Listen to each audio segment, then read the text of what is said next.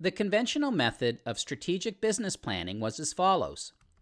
All planning is done at an executive level with varying levels of participation from those at lower levels of the organization, from none to minimal.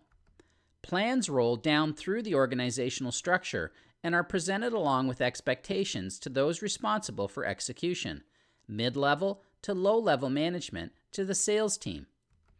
Information and numerical calculations presented may or may not be explained in detail.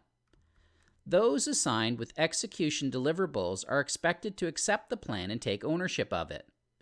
What is described in this slide was for many years common accepted business practice. As a matter of fact, what is described above is very similar to how military operations were conducted. It's based on a hierarchical system of chain of command, and those at the execution level are expected to deliver as outlined. Those at higher levels are considered the brains of the operation, and those at lower levels are asked to do rather than think. Issues that arise as a result.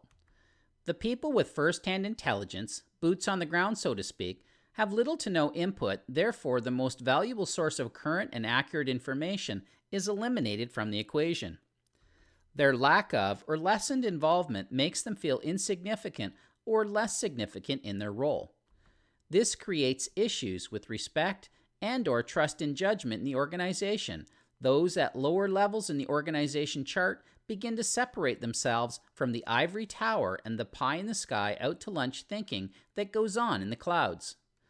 Executive leadership may not be sufficiently in tune with the reality of current conditions or the capabilities of those being asked to execute.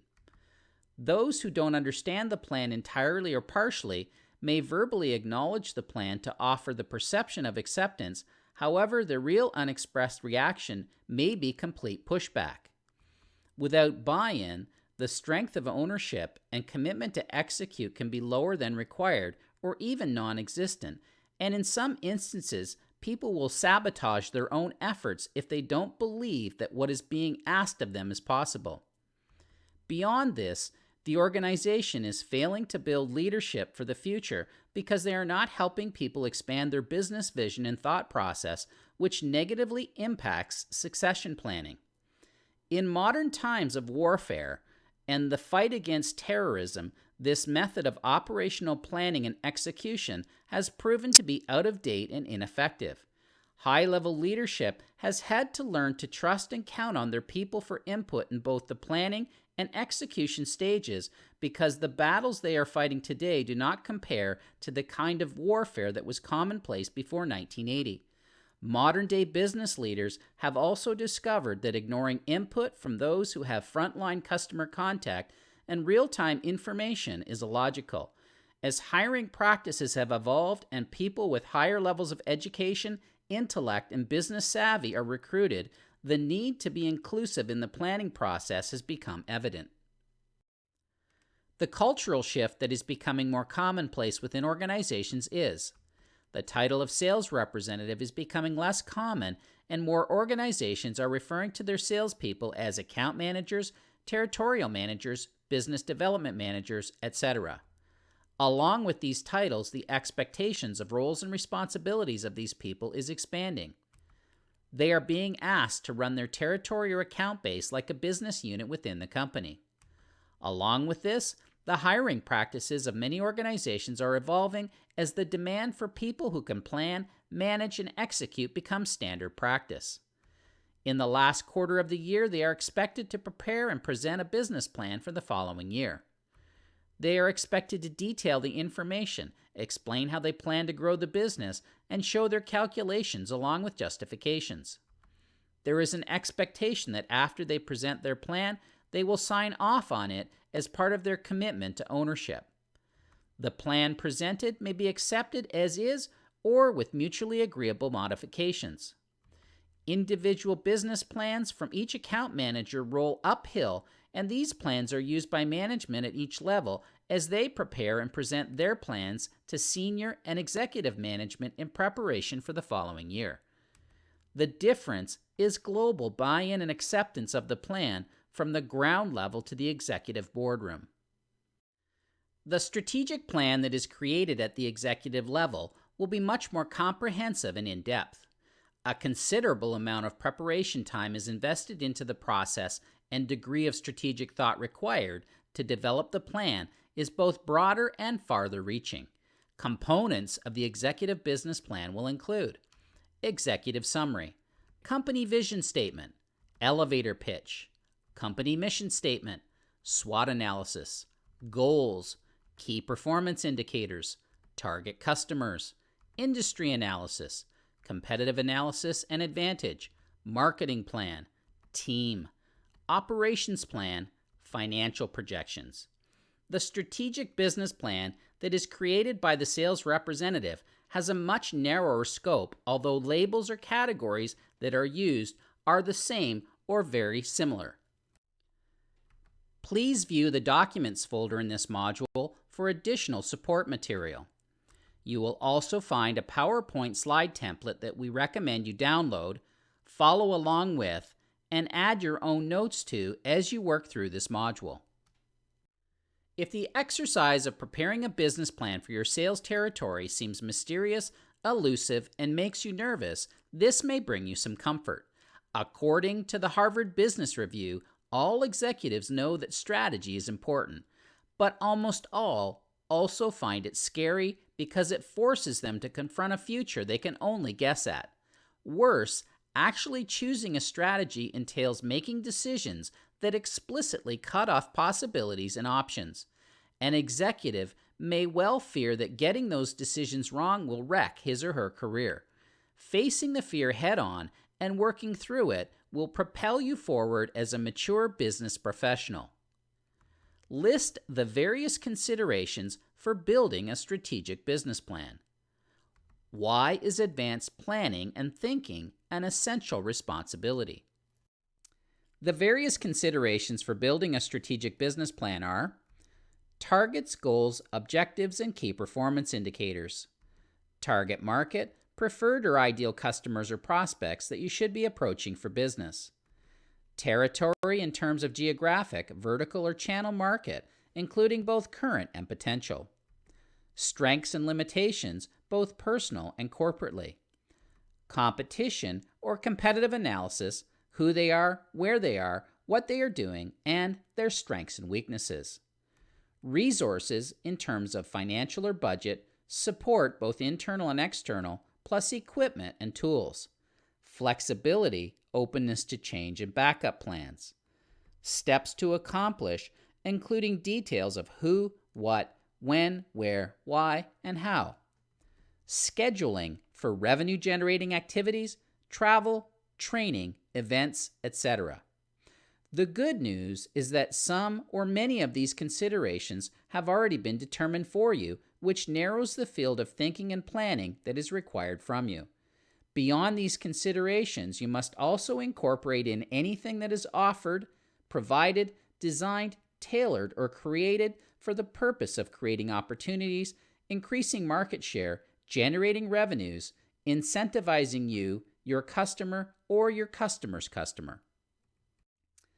Advanced planning and thinking is an essential responsibility because, as a representative of your company, you are a frontline contact person, and as such, you are being counted on to be more accountable and responsible. Forces you to think about your business in terms of the bigger picture. Significantly increases the possibility of a positive outcome. Kicks your brain into gear, not walking in blind, full awareness of what is supposed to happen, and helps you concentrate your energies and efforts effectively. As stated in the Harvard Business Review, fear and discomfort are an essential part of strategy making.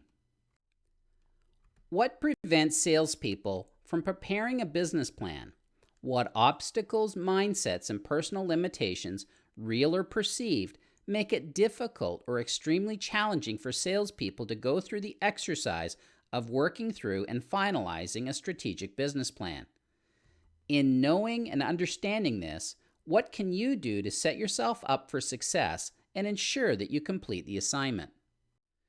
The obstacles, mindsets, and personal limitations that make it difficult or extremely challenging for salespeople to go through the exercise of working through and finalizing a strategic business plan could include uncertainty about unknowns, uncomfortable making educated or uneducated guesses, difficulties with creativity and imagination when dealing with unknowns, not strong with use and calculations of numbers, massaging the numbers, for percentages, margins, profit, growth expectations, or objectives, discomfort with the entire process because of lack of experience or practice. People don't want to look foolish, unprofessional, or lost in front of their peers. This process can be very intimidating. There are risks associated with the creation of a business plan, and this worsens if the work environment is highly competitive and they are asked to present their plan at a team meeting. To set yourself up for success and ensure that you complete the assignment, you should ask for help, assistance, coaching, mentoring, or guidance to help you work through and gain comfort with the process. Accept that the first time through the exercise, it is a learning process and that it will take longer. You will make mistakes, forget to consider some important information, and that you will struggle. By definition or perspective, what is a statement of intent as it relates to a strategic business plan? What other words or phrases are often used in business as a title or headline for the statement of intent? Why is it often difficult for people to prepare a statement of intent? How can you get more comfortable with this and make it easier for yourself? In order to create a strategic business plan for your sales role, what keywords or phrases would you or should you include as part of your statement of intent? A statement of intent as it relates to a strategic business plan is your upfront, simplified message that is 1 or 2 paragraphs in length that outlines the purpose, intended outcome, and the direction of where you are going with the strategic business plan, and literally as you move forward with its execution. It is often difficult for people to prepare a statement of intent because they are unsure of themselves and their ability to do so, lack understanding and or experience, find it challenging to boil it down, compressing ideas, initial complexity of the process, which is compounded by gaps of information and unanswered questions, struggle with the conceptual nature of the task, guesswork, and stretching of creative thinking and imagination. Suggestions for getting more comfortable with this and making it easier for yourself include: start off by creating a framework, write down keywords, break it down, and simplify it. Then form your information into sentences and paragraphs. Ask for assistance from a more experienced individual. Here is an important strategic business planning insight from the Harvard Business Review. The objective is not to eliminate risk, but to increase the odds of success. In order to create a strategic business plan for your sales role, the keywords or phrases you should include as part of your statement of intent are growth, budget, resources, expectations, goals and or objectives, strategy.